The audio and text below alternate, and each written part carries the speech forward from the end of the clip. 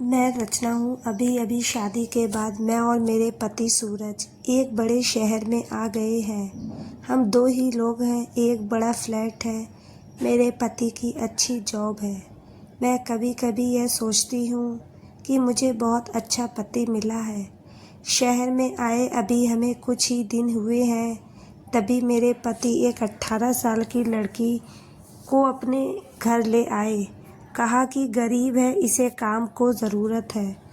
मैंने कहा ऐसा क्या काम है हम दोनों के बीच, मैं अकेली कर सकती हूँ। लेकिन उन्होंने बोला यह यही रहेगी और कुछ काम करेगी। मैंने बोला ठीक है। किसी अजनबी जनफान लड़की को इस तरह अपने घर में रखना मुझे कुछ समझ नहीं आया, वो भी तब जब मैं मना कर रही हूँ। रात में मैंने सोचा कि उनसे पूछूं कि आखिर यह लड़की कौन है, लेकिन रात जब मैं कमरे में गई तब वो अपने लैपटॉप पर मीटिंग में बिजी थे। जैसे ही मैंने दरवाज़ा, मुझे हाथ से इशारा करके चुप रहने को कहते हैं। मैं बिस्तर के एक साइड पर सो गई। सुबह करीब 7 बजे मेरी नींद खुली। तब मैंने देखा पतिदेव बिस्तर पर नहीं है। मैंने बाथरूम देखा, वो वहाँ भी नहीं थे। दरवाजे के पास जाकर जब मैंने किचन में देखा तो मेरे पति हाथ में पैसे लिए उस लड़की को दे रहे थे और वो लड़की रो रही थी। वो उसे चुप भी करा रहे थे। पैसे देकर वो मुझसे मिले बगैर बाहर मैंने डोर से निकल गए। मुझे अब कुछ समझ नहीं आया कि बात क्या है। थोड़े घबराहट भी हुई। अजीब अजीब ख्याल मन में आने लगे। साथ ही यह भी ख्याल आया कि जो मैं सोच रही हूँ ऐसा कुछ भी नहीं हो। मैं बेडरूम से बाहर आई। वो लड़की ने मुझे देखकर अपने आंसू पोंछ लिए। मुझे देखते ही वो बोली, मैडम साहब बोले कि वो आज वो शहर के बाहर जा रहे हैं मीटिंग के लिए, कल शाम तक आएंगे। आप सो रही थीं इसीलिए आपको उठाया नहीं। मुझे कहा कि आपको बता दें, मुझे उससे बात करने का बिल्कुल भी मन नहीं था, इसीलिए मैंने उसकी तरफ देखा था। बस अब मैं अपने बेडरूम में बैठी कल कुछ सोचने लगी। शादी को अभी 1 महीना ही हुआ है और मैं उनके बारे में ना जाने क्या क्या सोचने लगी। लेकिन उन्होंने मुझे सोचने का कारण भी दिया है।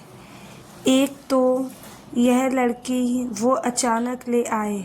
मेरे मना करने के बाद भी उन्होंने इसे यहाँ काम पर रखा और आज वो उसे रुपए भी दे रहे हैं।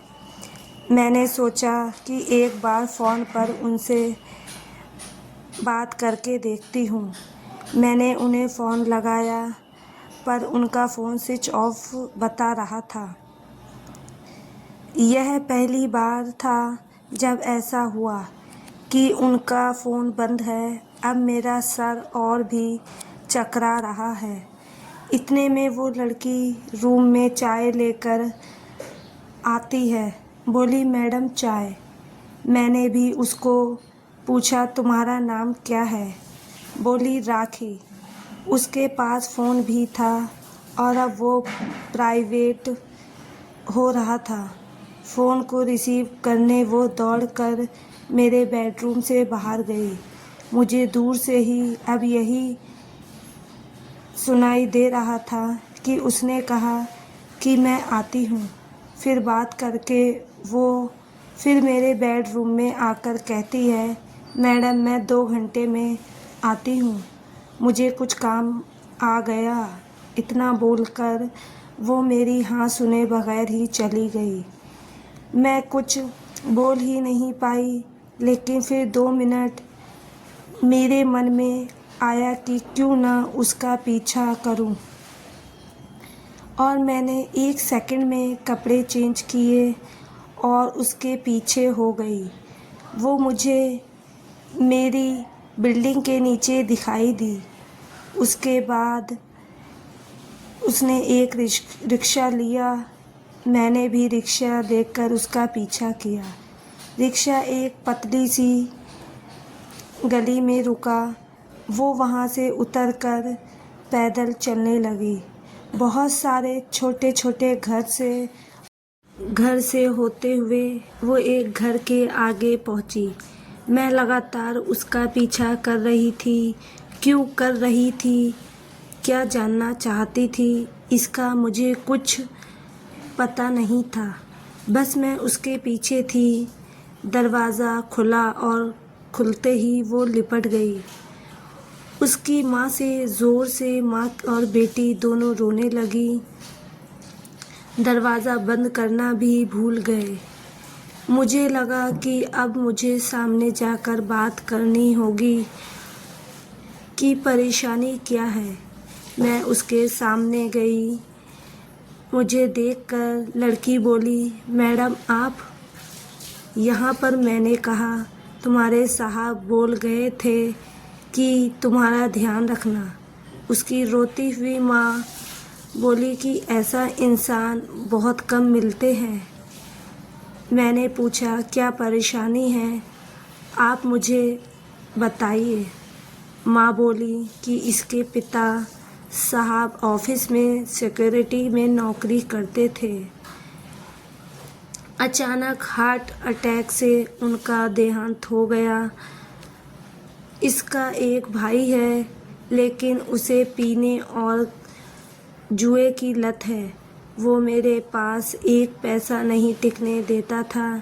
मैं अपनी परेशानी लेकर साहब के पास गई और उन्होंने पैसों से हमारी मदद की। साथ ही उन्हें जब मैंने बताया कि इसका भाई ऐसा है, तो उन्होंने कहा कि इसका यहाँ रहना सही नहीं है, इसीलिए वो इसे अपने घर को ले गए।